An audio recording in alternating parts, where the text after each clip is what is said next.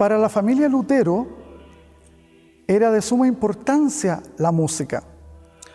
Se cuenta siempre que fue Catarina von Bora quien le pide matrimonio y que le dice que hay dos cosas que le puede asegurar en el matrimonio. Una de ellas es que siempre existirá en su casa interesantes conversaciones de teología, pues los amigos, los otros teólogos que frecuentaban la casa de Lutero, estaban horas conversando de discusiones en torno a la teología. Pero le dice Catarina, y también que haremos música juntos. Eso es muy importante para poder comprender por qué es para nosotros como luteranos tan importante la música dentro del culto. Y no solo dentro del culto, sino que en la vida. Lutero transforma canciones que canta el mundo y les pone letra cristiana, canciones que ya estaban, como el coral Ein feste Burg, que era una canción del pueblo, y le pone letra cristiana. Y lo revolucionario aquí es que es en alemán. Tenemos que tener en cuenta que en esa época solamente el clero podía cantar en la misa, y la misa era en latín. Aquí lo revolucionario es que él le enseña a cantar al pueblo. Un musicólogo dice del siglo XXI que Lutero le devuelve al pueblo alemán la bendición de poder cantar y en su propio idioma. Entonces ahora el pueblo canta, no solo el clero, sino que el pueblo hace música y en su propio idioma. Entonces entiende lo que está diciendo. Y fue una forma también de poder difundir el mensaje de Cristo, echar a correr el mensaje del Evangelio a través de la música. Entonces los cantos de Lutero después de un tiempo se escuchaban por todo Wittenberg. Esa era la realidad. De hecho, si uno va a Alemania, hasta un agnóstico conoce el coral Vom Himmel hoch, que fue un coral que escribió Lutero para su familia, para una Navidad en el año 1524, que es la fecha además donde se confecciona el primer himnario luterano.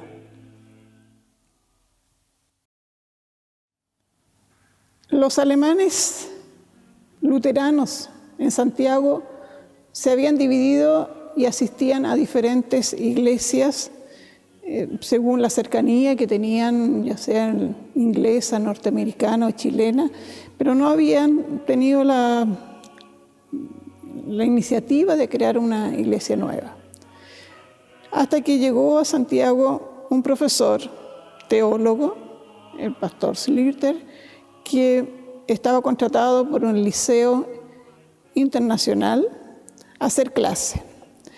Empezó a reunir a un grupo de personas, los invitaba a hacer un culto luterano, hasta que el doctor Rudolfo Amandus Filippi le propuso hacer una reunión, invitar a la congregación que quisieran asistir y ver la posibilidad de inaugurar o hacer una iglesia.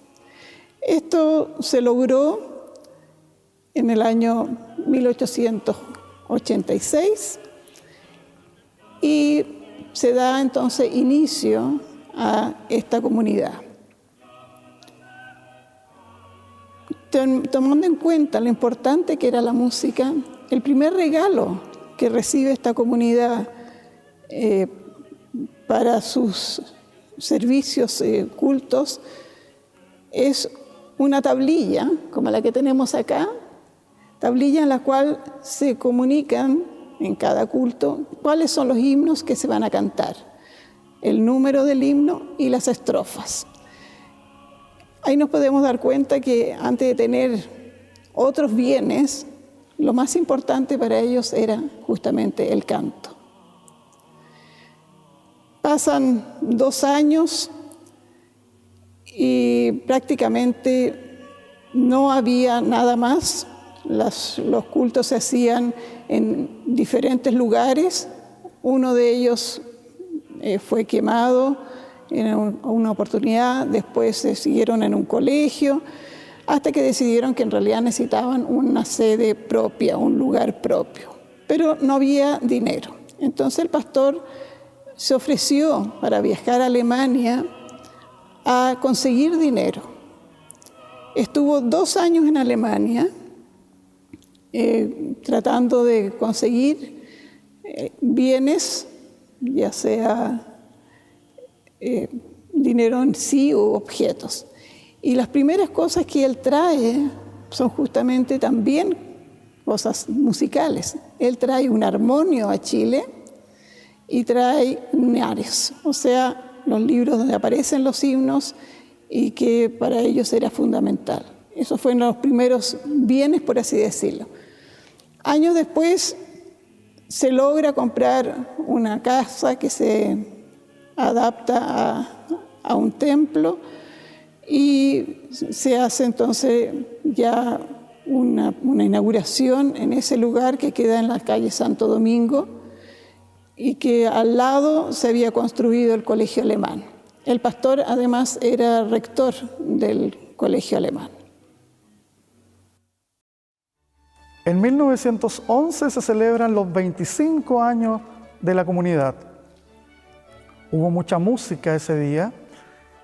El señor Gedeke, director del coro Frosin, era además el organista de la iglesia y participó el trío Mozart, que lo formaban la señorita Ella y Gisela Petzold y la señora Anna Brun. También se contó con la participación en esta celebración con la soprano Anna Fuchs-Peters. Luego, este mismo grupo de personas uno los ve en 1919, unos años más tarde, donde se inaugura una placa que está ahora aquí en la entrada de la iglesia del pastor Cinemus, y en esa celebración están estos mismos grupos y de hecho todas las celebraciones que habían en la comunidad, en la iglesia, luego las comidas, como en aquel entonces no existía el Gemeindesaal, se iba todo el mundo a celebrar al club de canto Frosin. Y ahí nuevamente encontramos algunos documentos donde también están estas mismas personas haciendo música, el coro, la soprano, el trío Mozart, y podemos ver un ambiente muy festivo, lleno de música y de alegría.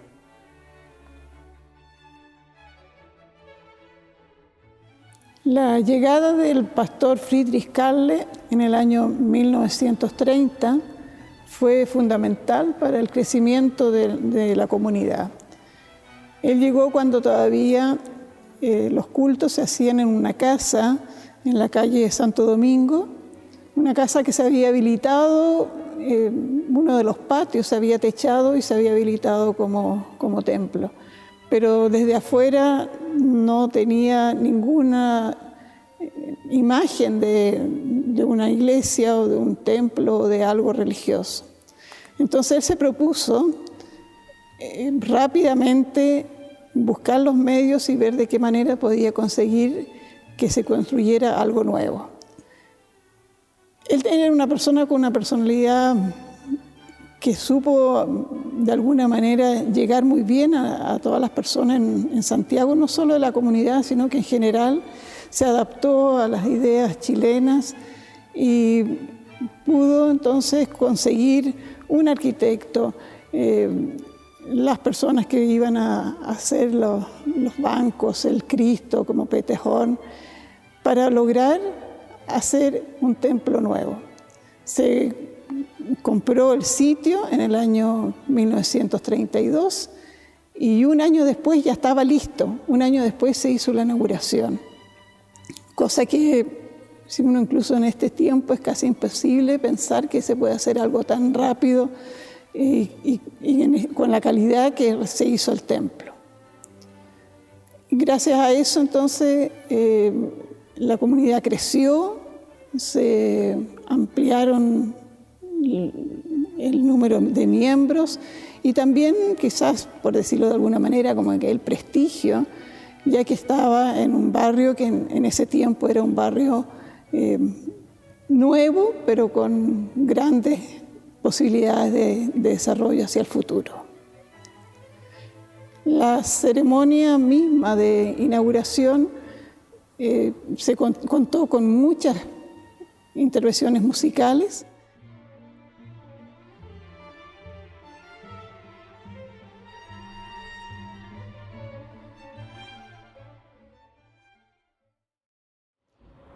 El día 27 de agosto de 1933 se inauguró el templo.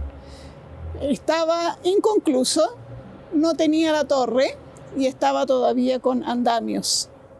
Las personas se reunieron en este espacio,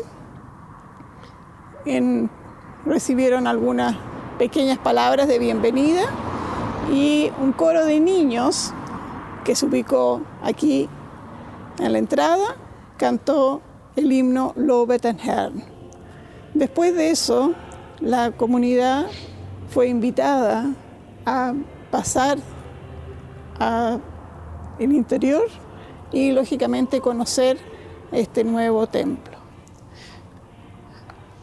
Caminaron mientras entonaban el himno Wo Gott zum Haus nicht gibt, sein Gunst.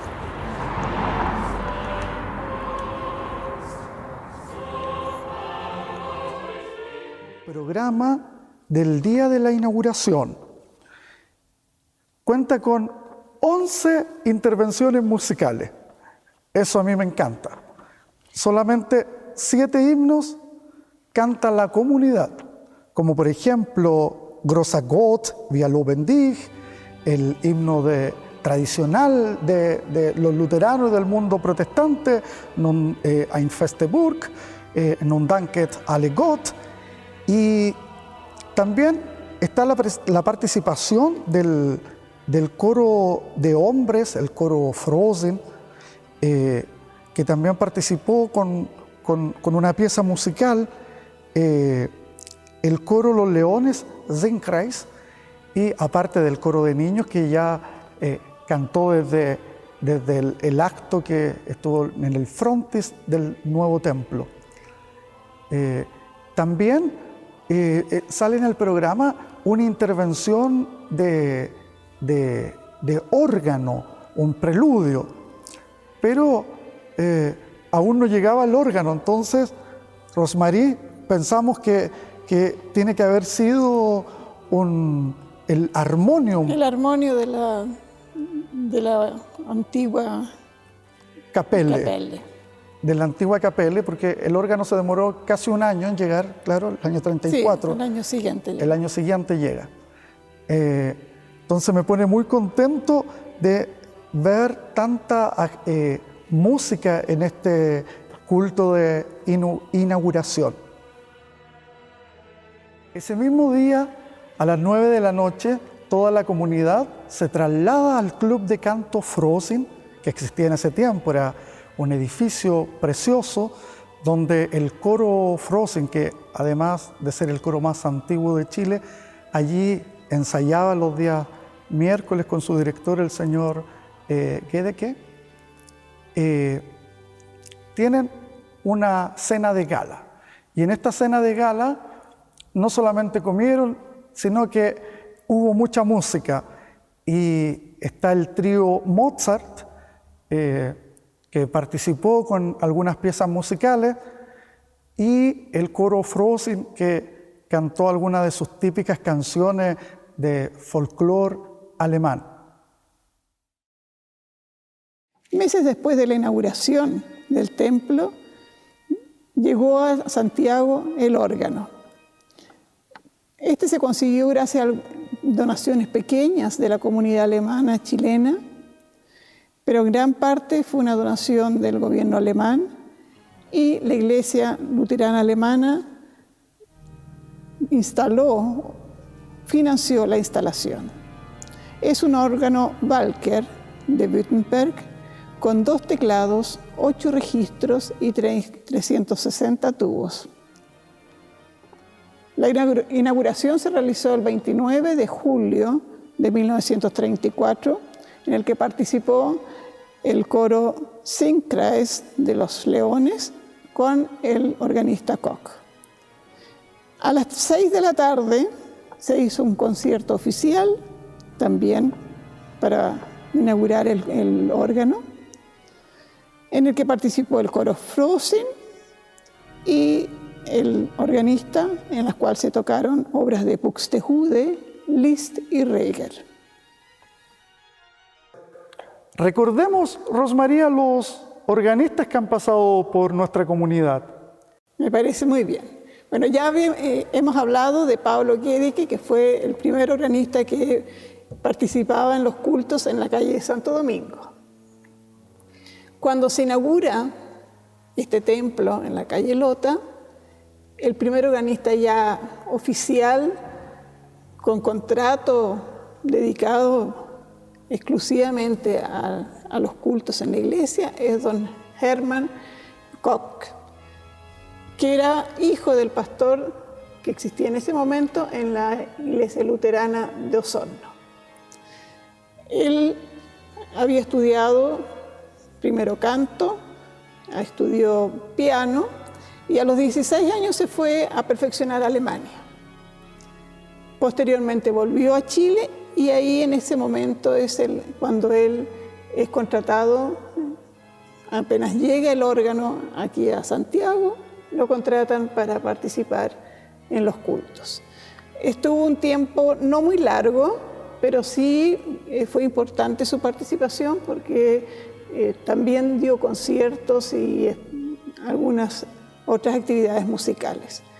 Posteriormente él se radicó en Concepción, donde hizo una gran carrera musical y tuvo una influencia muy grande, especialmente en la educación.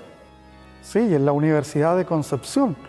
Recuerda que yo vengo de Concepción y él falleció en el 2005. Aún hay recuerdos del día de su funeral. Cantó el coro de la Universidad de Concepción y se entonó la Lagrimosa de Mozart en el templo. Y sí, su trabajo en la comunidad Martin Luther fue muy, muy importante.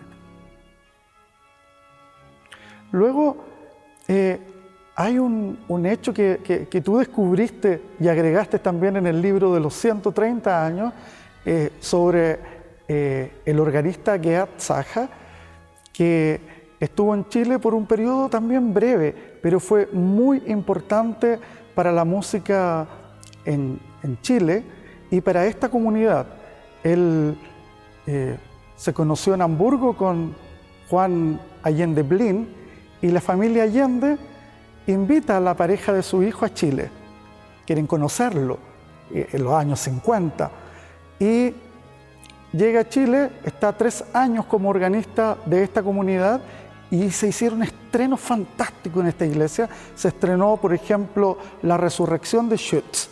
Ahora que estamos en agosto, que además se celebra o se conmemora el aniversario de este gran compositor alemán, aquí se hizo el estreno de La Resurrección, además de todo el repertorio de órgano que hay de Bach, lo interpretó Gerhard Zacher en esta iglesia.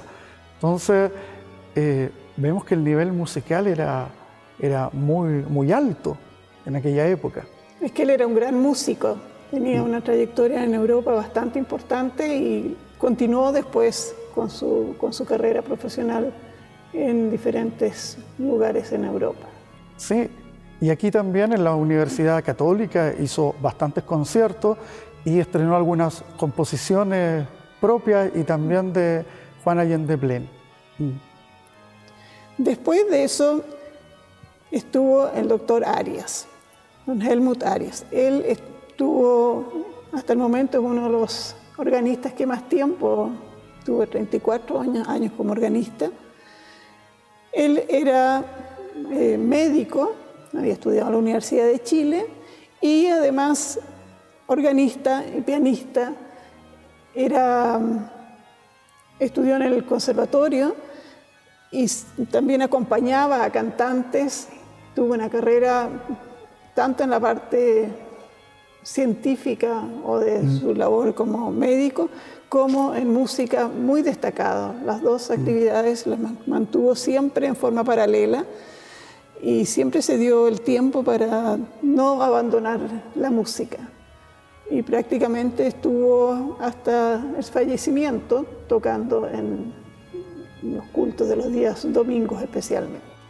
Sí, yo no lo alcancé a conocer, pero tengo la honra de haber quedado con algunos de sus libros y encontré entre medio algunas tarjetas con saludos de gente de la comunidad que le agradecía por la música de los cultos.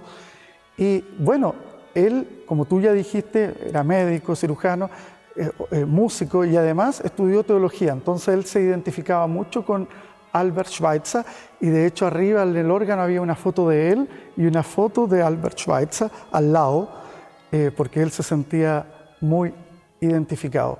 Y sin duda él dejó un gran legado en la iglesia.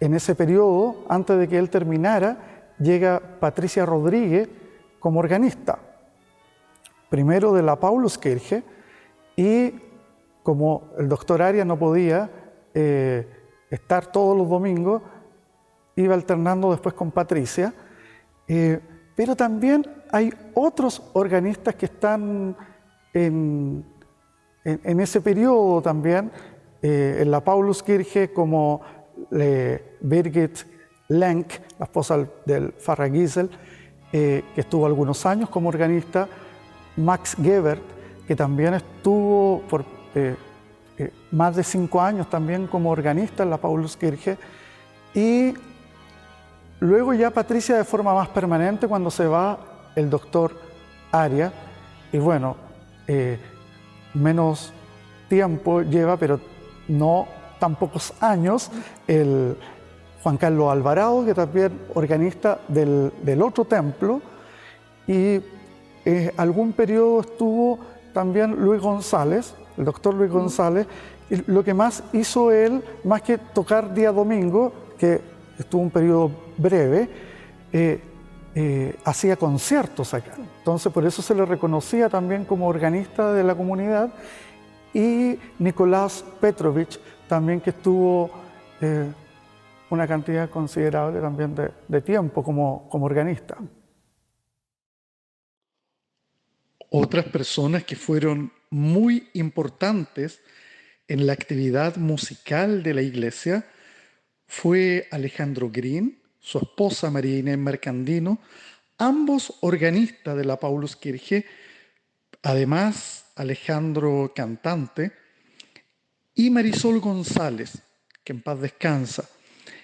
Ellos por muchos años fueron el grupo que apoyó la música en los cultos en alemán y castellano de la Pauluskirche. En los años 80, en la segunda mitad del año 1980, un grupo de jóvenes estudiantes del Colegio Alemán de Santiago y que además jóvenes de esta comunidad forman un grupo de música, de una banda en el colegio, pero con una particularidad muy especial. Ellos inventaban sus propias canciones en castellano, letras cristianas, y bueno, había batería, había cuerdas, había piano, había flautas, habían voces, y se reunían en la Pauluskirche a ensayar, también en una casa en Las Condes, de uno de los integrantes de esta banda, y en los años posteriores comenzaron a dar conciertos en la comunidad, y la iglesia le financió en esa época un viaje al sur de Chile por las iglesias luteranas. Algunos alemanes del sur se escandalizaron un poco al ver la batería en el altar, música bastante diferente de lo que estaban acostumbrados. Una batería, una guitarra eléctrica, un bajo. Pero era un grupo con una fe y una gana de mostrar el Evangelio de Jesucristo a las demás personas. No solamente compartir esta música en el espacio cerrado de la comunidad, sino que salir de él. Es muy interesante porque este grupo cantaba en un bar del barrio Bellavista, El Cerrito. En esa época cantaron en algunas ocasiones, no es que haya permanentemente, pero en algunas ocasiones estuvieron ahí cantando, y yo le preguntaba a uno de los integrantes, Max Gebert, que era el pianista de este grupo, que se llamaba Vera Efigues, Emanuel Vera Efigues, si cantaban qué tipo de música en ese bar.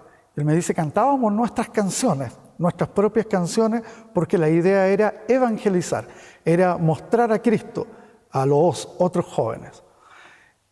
La iglesia ayudó también con una parte del financiamiento para un disco en fines de los 80, principios de los 90, luego ellos sacaron, también lo pueden escuchar en Spotify, y no fue el único grupo. Si bien es cierto, este grupo fue mucho más potente porque se siguen juntando hasta este día, ya son todos muy adultos y siguen haciendo música. También hubo otro grupo entre el año 2000, 2004, también del grupo de jóvenes, con una banda donde cantaban las canciones típicas también de Puerto Funk, y donde participaron en algún culto de jóvenes, o en algunos cultos de jóvenes. Entonces esto nos muestra que no solamente aquí era solo órgano, no solamente era coro polifónico, no solo música de cámara y sacra, sino que han existido también en nuestra comunidad otras manifestaciones de canto y otras manifestaciones musicales. Eso es muy interesante. El coro Dietrich Bonhoeffer fue fundado el año 2015, la segunda semana de abril. Fue iniciativa mía y tuve la ayuda en ese tiempo de Patricia, que estuvo el primer año como en Marcha Blanca apoyando al coro en algunos ensayos, y ya después, a partir del año 2016, fue la pianista titular de nuestro coro, y trabajando a la par conmigo en este trabajo arduo de lo que significa manejar y dirigir un coro. Y hemos tratado durante todo este tiempo de participar no solamente en los cultos, en las actividades especiales de la comunidad, sino que también salir un poco más allá y cantar, llevar el mensaje del Evangelio en la misma comunidad chileno-alemana, pero también un poco más allá. El repertorio del coro ha sido siempre de prioridad, música luterana en el idioma original, Mendelssohn, Bach, algunas cosas de Schütz y corales también luteranos, también en diferentes idiomas, otros corales en inglés, en africano, en francés, y hemos tratado de incorporar incluso música profana en algunas ocasiones. Espero que podamos seguir muchos años más con este ministerio musical.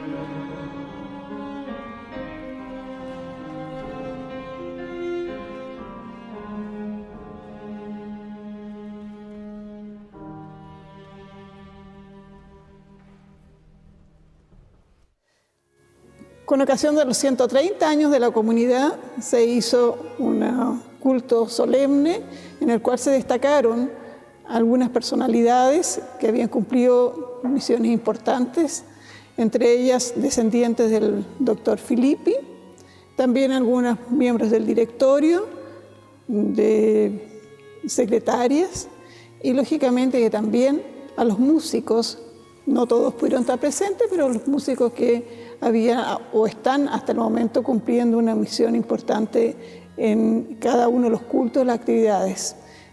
Entre ellos puedo nombrar los que estaban presentes: Patricia Rodríguez, Nicolás Petrovich, Juan Carlos Alvarado e Ítalo Rifo, naturalmente, que en este momento está cumpliendo una misión muy importante musicalmente.